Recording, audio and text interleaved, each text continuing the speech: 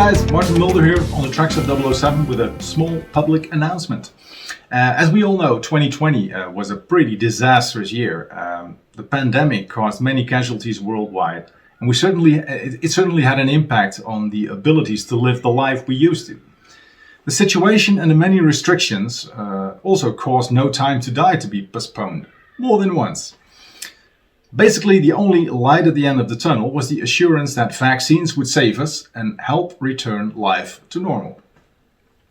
This year we wanted to celebrate the 50th anniversary of Diamonds Are Forever, Amsterdam, Las Vegas. But because of COVID last year and the temperatures in Vegas, I had placed this on the calendar for October this year. Figuring that the situation would most likely be ideal for the event around that time. The last few months I've been carefully monitoring the situation in the US and in Europe, and I was hoping for quick results from the global vaccination programs that are now being rolled out, just like everybody else, I suppose.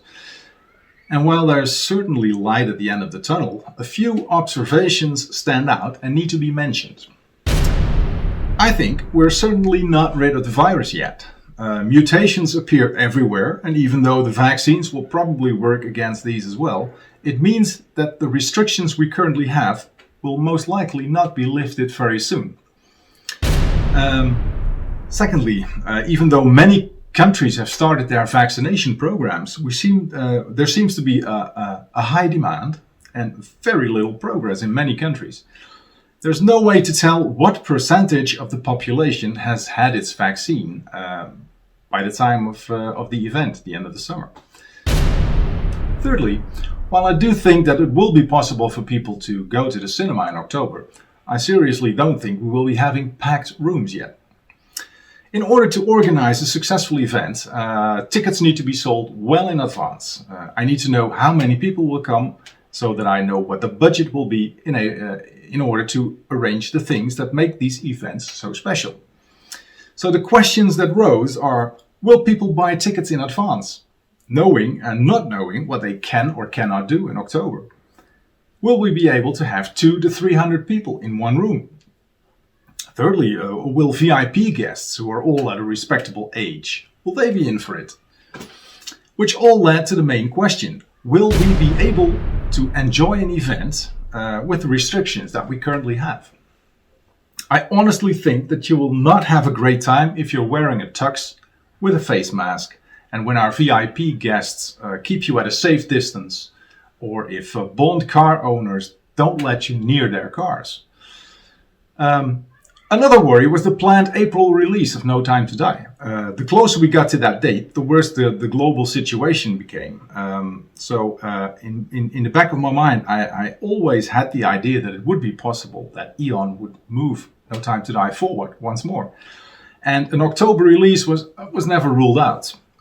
As we know by now, the estimate proved right, and Eon pushed No Time to Die to October.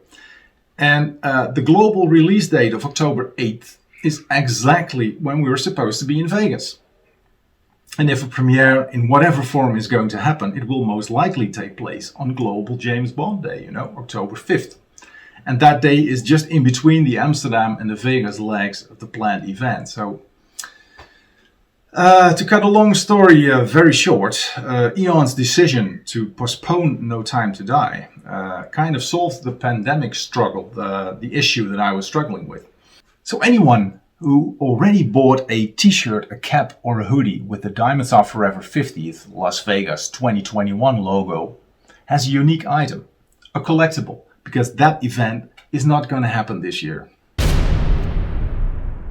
To play it safe, we have decided to push the event forward to March, April next year. To be honest, Diamonds Are Forever was released in December 1971, so an October event would be too soon anyway. In fact, the 50th anniversary year starts in December 2021 and it runs all the way to the end of December 2022. So we're still good. And to add to that, it also happens to be the 60th anniversary of the whole James Bond franchise next year. And I suppose that's worth a small celebration as well. So, will still be in Vegas, and there will definitely be a celebration of Diamonds Are Forever in some form, but a new approach also paves the way to make this even bigger and better by focusing on Bond in general.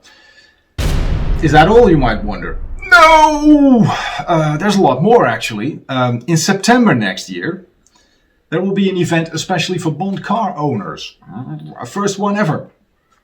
Coinciding with the 45th anniversary of The Spy Who Loved Me.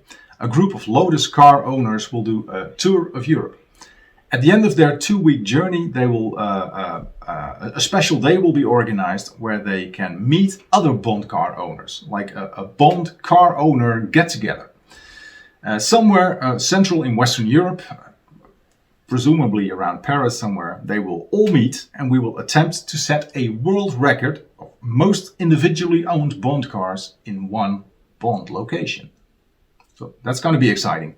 And that's not all. In 2023, we will return to Japan. A lot of people ask me in the past, will that ever happen again? So I'm confident that a group of 40 people will once again roam the streets of Tokyo, climb volcanoes, and visit that Bond marker in Akime. So if you're interested, start saving up. Visit on the tracksofww7.com for a rough outline of these events and tours.